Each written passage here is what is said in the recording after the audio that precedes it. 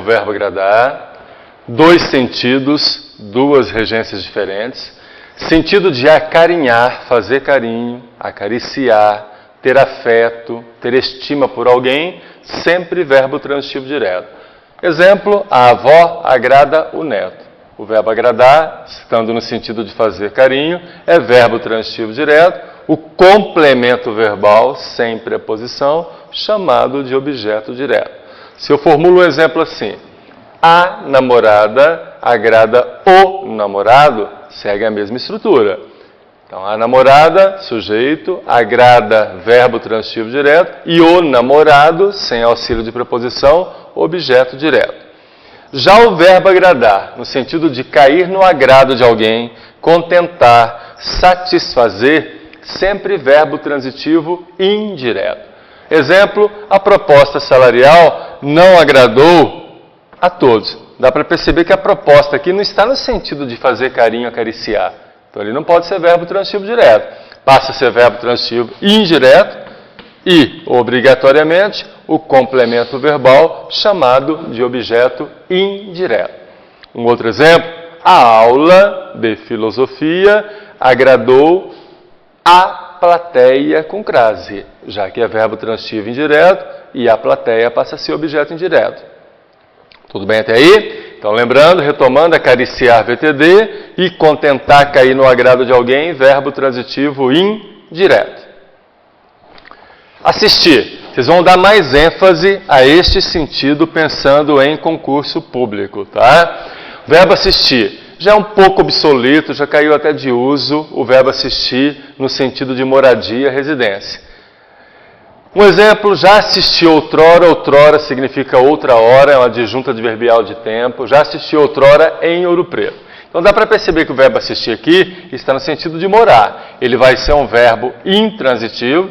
Vocês podem questionar, mas tem complemento verbal. Já comentei que complemento verbal, complementos verbais são dois, objeto direto e objeto indireto. Se outrora é um adjunto adverbial de tempo, e em Ouro Preto denota circunstância de lugar, vai ser um adjunto adverbial de lugar. Então, dá para perceber que aqui eu não tenho presença, ocorrência de complemento verbal. Eu tenho duas circunstâncias. E adjuntos adverbiais não são complementos verbais. Então, o verbo é sim intransitivo.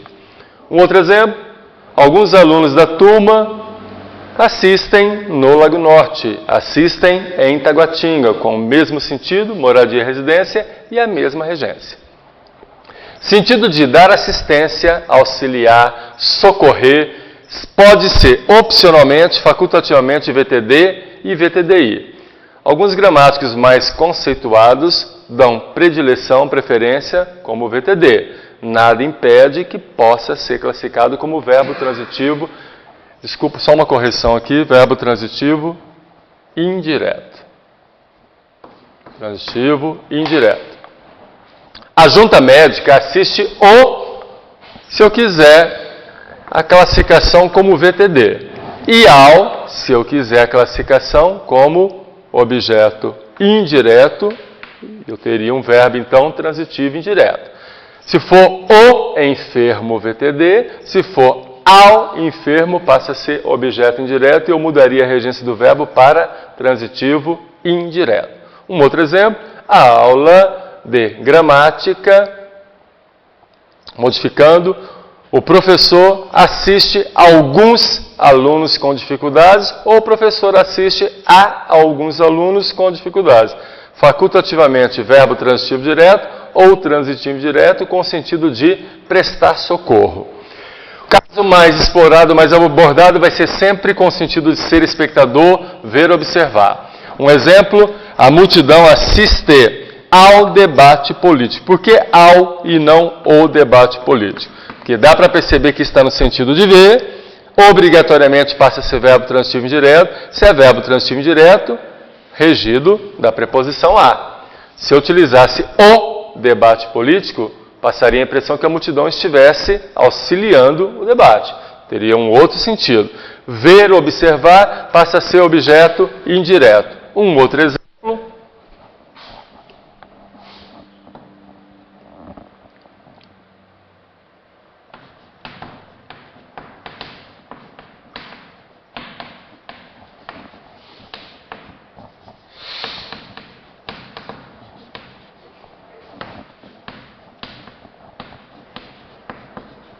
assistia-se a crimes bárbaros. Percebo que está no sentido de ver. Eu observo a presença de uma preposição. Então, já sei qual é a regência, verbo transitivo indireto. Se eu tenho verbo transitivo indireto, eu tenho um complemento verbal chamado de objeto indireto. Qual a função desse ser? Índice de indeterminação do sujeito. Toda vez que o ser funciona como índice de indeterminação do sujeito, o verbo só pode ter flexão de terceira pessoa do singular, sempre. Lógico que eu posso flexionar assistiam no plural, desde que eu elimine o ser. Com a partícula ser, verbo sempre na terceira pessoa do singular. Tudo bem? Perceba que o verbo assistir, de novo, vai se apresentar como verbo transitivo indireto, agora com outra nuance e outro sentido. Caber direito, pertencer à ideia de posse também é sempre verbo transitivo indireto. Tal direito lhe assiste. Dá para perceber que assistir está no sentido de pertencer, verbo transitivo indireto. O complemento verbal está aqui, representado pelo pronome lhe. Então, objeto indireto. Tal direito assiste a você. O giz me assiste, não que o giz esteja olhando para mim, mas o giz no sentido de pertencer. Pertencer, então assiste VTI, e o me passa a ser objeto indireto com esse sentido. O giz me pertence. Tudo bem? Chamar. Aqui eu vou trabalhar caso bastante enfatizado pelas bancas. Só título de informação. Chamar, com o sentido de convocar, fazer vir, sempre verbo transitivo direto. Um exemplo. Chamem os líderes. Pronto, chamem VTD. Os líderes OD. Um outro sentido. Suplicar, apelar, chamar exaustivamente. Já passa a ser verbo transitivo indireto e regido por uma preposição. Um exemplo. Estava sem a mínima inspiração para produzir uma dissertação e resolvi chamar insistentemente por minhas musas. Por minhas musas passa a ser objeto indireto. Os dois casos anteriores não têm muito interesse pensando em concurso. Treinar esta situação. Quando eu tenho o verbo chamar, apresentando um cognome, uma caracterização, uma designação, um pseudônimo, uma alcunha, como quiserem, 4 possibilidades de regência. Se eu tenho o pronome o, que ele é objeto direto, então eu vou ter um verbo transitivo direto. Repetindo, OD e VTD.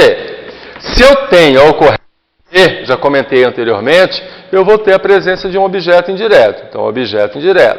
Então, aqui já dá para perceber a regência como VTD. Se eu tenho aí, mudou a regência. VTI e VTI. Sobrou tirano, sobrou de tirano.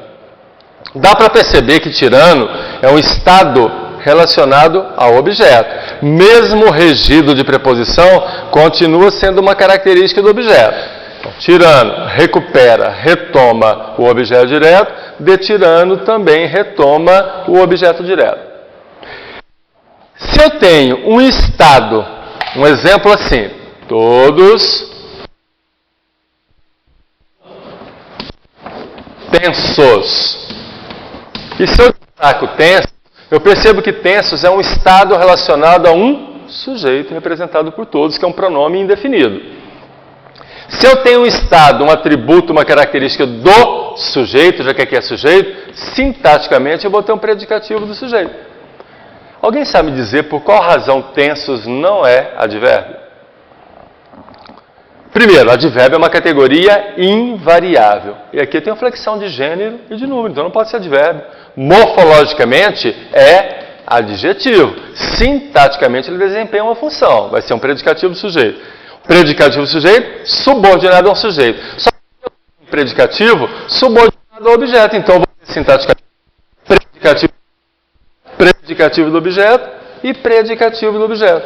Então, sem problemas, 4 possibilidades são pertinentes. Há poucos dias eu li uma reportagem no jornal e colocava uma crítica sobre a Gisele modelo. E era mais ou menos assim.